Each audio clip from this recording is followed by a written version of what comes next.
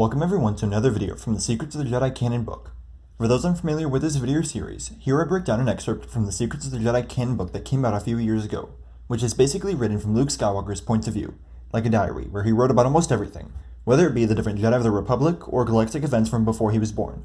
And once I finish this series, there are 4 more books that focus on the Sith, bounty hunters, Wookiees, and clones that I'll get into next, so make sure to subscribe if that interests you at all.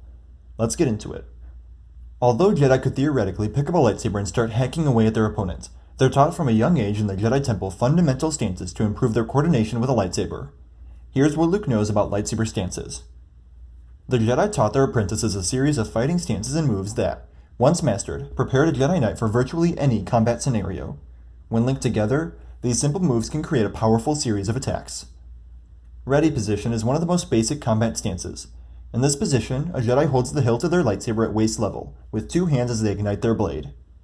For a low block, a Jedi extends the lightsaber to their side, pivoting the blade as needed to repel both low and middle strikes. A high block is used to block powerful high attacks. A Jedi holds their lightsaber overhead with 2 hands, keeping its blade angled downward to absorb maximum impact.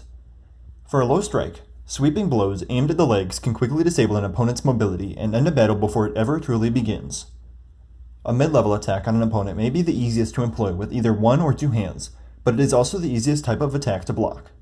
2-handed high attacks can be extremely effective, but are used sparingly as the aggression that fuels them can open a Jedi to the dark side.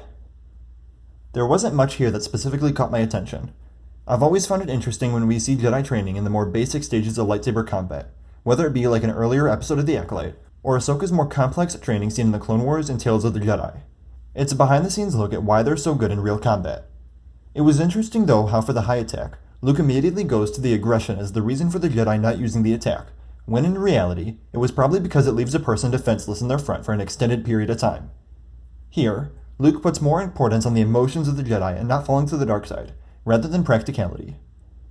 Let me know what you think of this excerpt in the comments below. Remember to like the video and subscribe for more videos breaking down this book, and remember to follow me on Instagram, Twitter, and TikTok. Thank you all for watching, and remember, the Force will be with you. Always.